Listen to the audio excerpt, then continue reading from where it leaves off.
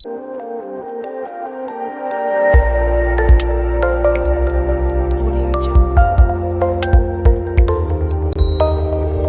अच्छे लेखक की क्या पहचान होती है? मेरे हिसाब से सिर्फ इतनी कि उसने कहानी को जितने भव्य या सादे तरीके से सोचा है, पाठकों तक वो उसी तरीके से पहुंचा पाए। और जिस मुहाने पे जाके वो कहानी पाठकों के सोच के समानांतर चलेगी, उसी जगह पे कहानी की सफलता असंदिग्ध हो जाएगी।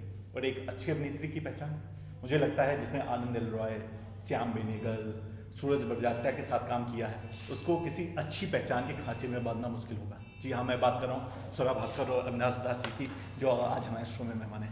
स्वरा, बहुत बहुत स्वागत है। Thank you. स्वरा, आपको जो सोशल मीडिया पे फॉलो करता है वो जानता है आपका हर मुद्दे पे टिक होता है, सामाजिक, राजनीतिक, नेचर, और शायद आपकी अपब्रिंगिंग या व्यवस्थित पढ़ाई इसके लिए जिम्मेदार है, जो आपकी सोच को निखारती है। आप जो कहती हैं, जो करती हैं, वो आपकी सोच में दिखता है, और जो आप सोचती हैं वो आपकी फिल्मों में दिखता है। तो क्या यही वो दूसरा सांचा है कि आपने सोचा आपको अनारकली करना है और आज आपने वो कर लिया? हाँ, शायद मुझे लगता है कि ये मुझे पहले उतना नहीं लगता था, लेकिन अब मैं जितना काम और कर रही हूँ, मुझे लगता है कि कला के पास बहुत शक्ति होती है, सामाजिक बदलाव की शक्ति है कला में। कला सिर्फ एंटरटेनमेंट नहीं होता, फिल्में सिर्फ एंटरटेनमेंट नहीं होती। ये बहुत तंग सोच है फिल्म के बारे में।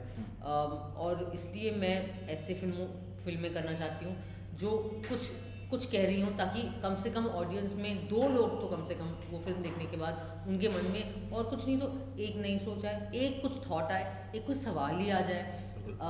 तो वो मेरी कोशिश है। और अनारकली जो फिल्म है, जब से अविनाश जी ने मुझे इसके बारे में कहानी बताई है, मुझे बहुत ज़्यादा विश्वास है इस कहानी में।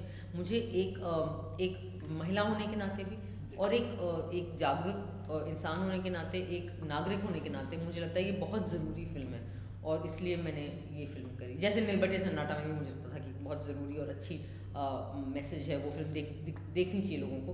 सेम अनारकली के साथ भी।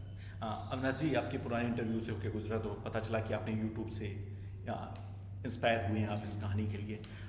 स्वरा का अच्छा सोशल मीडिया इंप्रेशन है, ट्विटर, फेसबुक पे आपने यूट्यूब से उठाया। हम लोग का शो यूट्यूब का शो है, तो लेकिन इंटरनेट एक ऐसी चीज़ है जिसने फिल्म के कुछ सीन को लीक भी किया। तो बूम और कर्ज के बीच में झूलते हुए इंटरनेट या सोशल मीडिया को किस तौर पे देखते हैं? ये फिर से सवाल करिए, बूम और क्या क्या बोल रहे थे आप? वरदान और अभिशाप के बीच में जो एक सोशल मीडिया झूल रहा है, कि कितना प्रभावी है या कितना आपको ट्रोल भी करता है? हमने एक सोशल मीडिया का प्रभाव तो कमाल है ना, क्योंकि ये सोसाइटी को ज़्यादा डेमोक्रेटाइज कर रहा है ना। हर आदमी को एक वॉइस दे रहा है। आपका यूट्यूब चैनल है, आप आज से 6 साल पहले, 5 साल पहले सोच नहीं सकते थे कि आपका अपना एक चैनल होगा। सही है। ये सोशल मीडिया का सबसे बड़ा वरदान है भाई।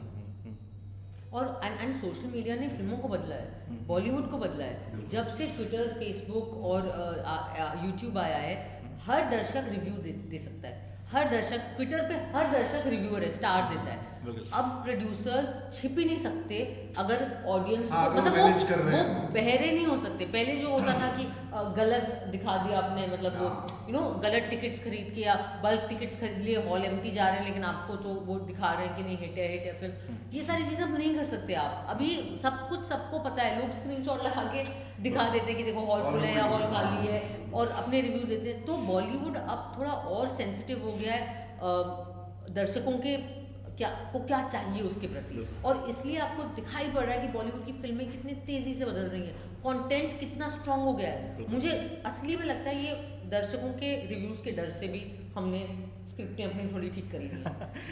अविनाश जी, एक सवाल और आपसे, कि एक पिता का झुकाव अपनी बेटी की तरफ होता है, जो नेचर भी बोलता है। आपकी बेटी है सुर, तो क्या लगता है कि क्या बेटी होने की वजह से ही आपने नायिका प्रधान एक फिल्म को सोचा कि ये हो गया बस? नहीं, मैंने मतलब कुछ नहीं, मैंने कहानी सोची।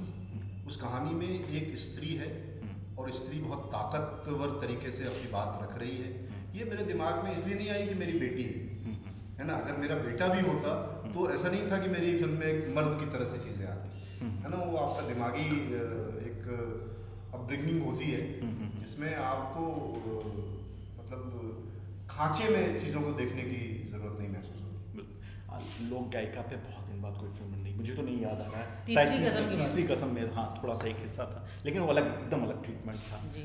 कैसा महसूस कर रहे हैं आप? लगातार एक नज़ीर सेट कर रही हैं फिल्म इंडस्ट्री के लिए, तो कैसा महसूस कर रही हैं कि अगर आपको इस सवाल से गुजरना पड़े कि एकदम नई फिल्म है और आप उसको लीड कर रही हैं? मैं बहुत खुश हूँ, मैं बहुत खुशकिस्मत महसूस कर रही हूँ अपने आप को, मैं बहुत ब्लेस्ड फील कर रही हूँ और मैं बहुत उम्मीद भी रख रही हूँ अभी। मुझे मुझे बहुत उम्मीद है कि लोगों तक ये फ़िल्म पहुँचे और लोग पसंद करें इसे और ये फ़िल्म एक बॉलीवुड के लिए एक ज़रूरी फ़िल्म साबित हो। अविनाश जी, लास्ट सवाल आपसे कि 24 तारीख आ रही है तो बोर्ड पेपर में बैठने जा रहे हैं, नर्वस हैं? नर्वस हैं? मैंने एग्ज़ाम तो दे दिया ना यार, अब रिजल्ट आना बाकी है।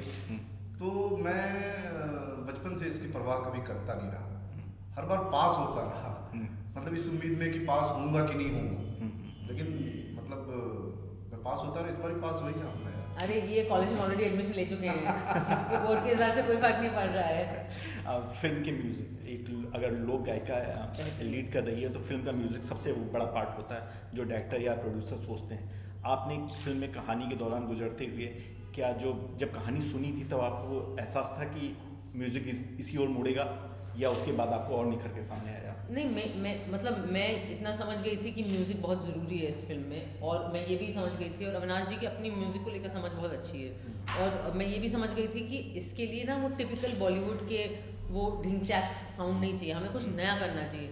और मैंने अविनाश जी और मैं रोहित सर के साथ काम कर चुकी हूँ, रोहित शर्मा जो म्यूज़िक डायरेक्टर हैं, संगीतकार हैं, तो मैंने अविनाश जी को मिलाया रोहित सर से और फिर अविनाश जी को उनका काम पसंद आया, फिर हम लोगों ने मिलकर जो प्रोड्यूसर हैं हमारे उन्हें कन्विंस किया कि आप इन्हें लें। कई लेयर्स होते हैं लोगों को जोड़ने के ना सिनेमा में। तो हमने फिर रोहित शर्मा जो हैं जिन्होंने इसके पहले शिप ऑफ थीसियस करी है, बुद्धा एंड ट्रैफिक जैम करी है, उनको ऑन बोर्ड लाया एंड मुझे पता था कि एक बार रोहित सर के हाथ में अगर फिल्म आ गई तो फिर कुछ तो नया होगा और कुछ अनयूजुअल साउंड आएगा और वही भी हुआ, धमाकेदार भी हुआ, रिवोल्यूशनरी भी हुआ। और साथ ही साथ जो जितने भी जो गीतकार हैं इस फिल्म में 4-5 गीतकार हैं, डॉक्टर सागर हैं जो भोजपुरी फिल्मों के लिए काम कर चुके हैं, प्रशांत इंगोले बाजीराव मस्तानी के लिरिसिस्ट हैं, राम कुमार सिंह, रविंद्र रंधावा और अविनाश दास जी। अरे यार तो अगर आप लिरिक्स में भी ध्यान देंगे ना तो आपको बहुत ही नई